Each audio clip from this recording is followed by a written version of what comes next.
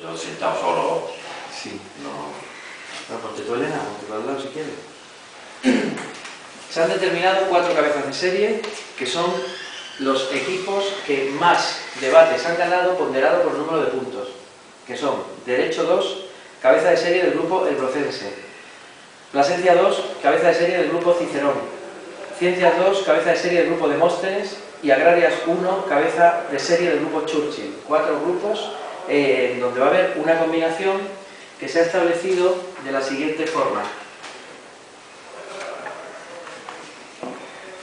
Para que haya representantes de Cáceres, Plasencia y Badajoz, siendo Cáceres el rojo, siendo Badajoz el verde y siendo Plasencia el negro. ¿Queda claro? Porque si no, no sería una fase intercampus. De modo que vamos a sacar las cabezas de serie para que coincidan. Antonio, saca las 4.